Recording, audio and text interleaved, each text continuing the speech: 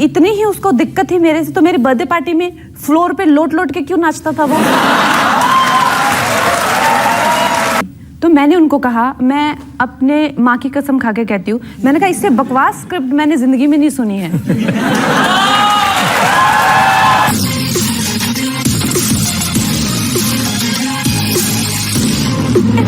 उसको अपने बाप के पैसे का इतना घमंड है, उसी के ही करके ये इतना हवा में वो बातें करते हैं ये लोग। उसके पिताजी ने मुझे कहा, पूरी दुनिया में उन्होंने कहा कि मैं ये लड़की को एक्सपोज करूंगा।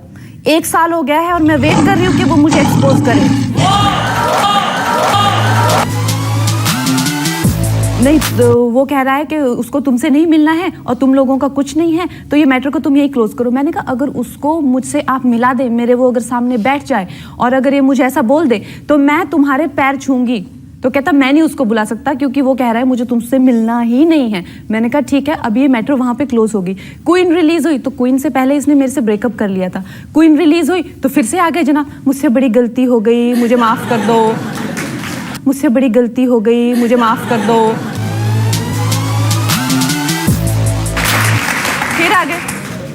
फिर आ गए, मुझसे बड़ी गलती हो गई, मुझे माफ कर दो। मैंने कहा देखो तुम अपना दिमाग पहले बनाओ, तुमको करना है मुझसे शादी कि नहीं करना है। नहीं नहीं तुम तो इतनी भड़क गई हो। मैंने कहा यार तुमने 15 दिन पहले कहा कि किसी को बताया तो नहीं तुमने हमारे बारे में, कौन कौन जानता है जो मैंने तुमको ये क्या है वो क्या, वो फोटो तुमने डिलीट किया। मैंने कहा तुमने इतनी बदतमीजी से मेरे साथ बात की और 15 दिन बाद तुम कह रहे हो कि तुम्हारी सब बड़ी तारीफ कर रहे हैं। मुझे बड़ा गर्व महसूस होता है जब तुम्हारी सब तारीफ करते हैं। तो मैंने कहा तुम पहले अपना दिमाग मन बनाओ। तो उधर से भड़क गया कि हम आए तो हमको कोई ना रोके, हम जाएं तो हमको कोई ना रोके। ये क्या हो गया यहाँ पे। इसको तो क्वीन का सक्सेस तो इसके दिमाग में चढ़ गया। तो मैंने कहा तुम मुझे मिलके ये बात क्लियर करो कि हम लोग शादी कर रहे हैं कि नहीं। तो उसके बाद करण जौहर के वहाँ पे मुझे मिला पार्टी में। तो मैं उसको मिलने गई वहाँ पे।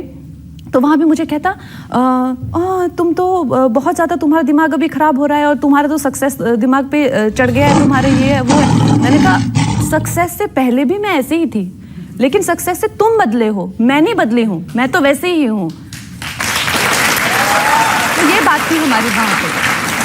उन्होंने कहा कि आपने ऋतिक रोशन पर ईमेल की बरसात कर दी, 1439 मेल भेज दिए। उसने वो मेल जो हैं, अब मैंने बताया आपको 2014 में हम लोगों का रिलेशनशिप बिल्कुल ख़त्म हो गया था। उसने वो मेल खुद को भेजे हैं मेरे अकाउंट से ताकि वो दिखाने के लिए, हाँ मुझे तो तुम्हारी याद आ रही है, मैं तो मर गई।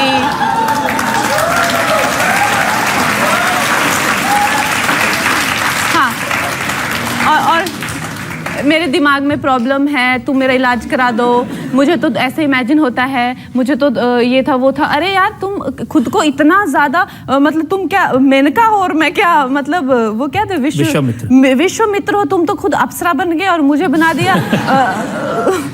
बना दिया एक मतलब इंसान जिसका खुद पे कोई वो ही नहीं है, वश ही नहीं है।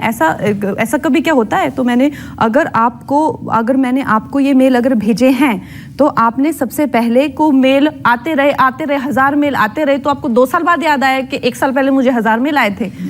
ऐसा कभी होता है क्या? और अगर आपको एक लड़की ने 7 साल आपके साथ काम किया है, क्या आप उसको फोन उठा के नहीं बोल सकते कि क्या तुम मेल करती रहती हो यार, तुमको कुछ काम नहीं है कि कोई और? नहीं, आपने वो मेल इकट्ठे किए, आपने उनकी फाइल बनाई, फिर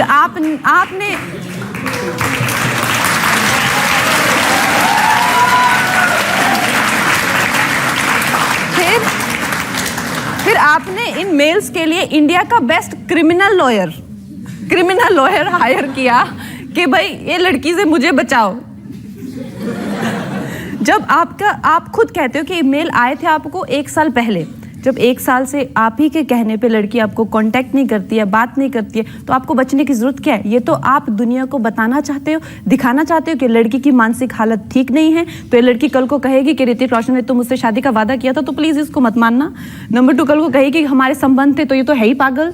और नंबर 3 लेकिन उसका ये प्लान तभी फेल हो गया बिकॉज उसको पता नहीं था कि जिस फ्लॉप एक्ट्रेस के को वो डेट करता था वो क्वीन से स्टार बन जाएगी, तनु मनु से सुपरस्टार बन जाएगी और आगे उसकी इतनी बड़ी जर्नी हो जाएगी कि मुझे जो मेरी बात जो है कोई सुनेगा नहीं।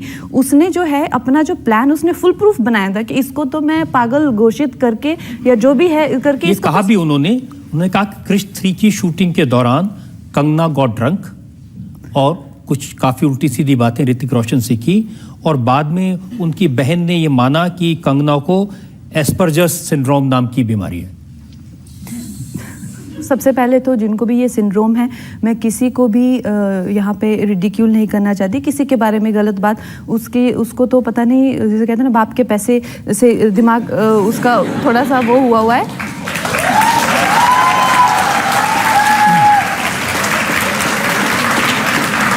उसने जितना भी मुझे उसने मेंटल इलनेस के लिए कहता है, ये जो भी सिंड्रोम यूज करता है, he should know these are real disorders, he can not use them for controversy के लिए यूज करता है वो अलग अलग सी चीज़ें।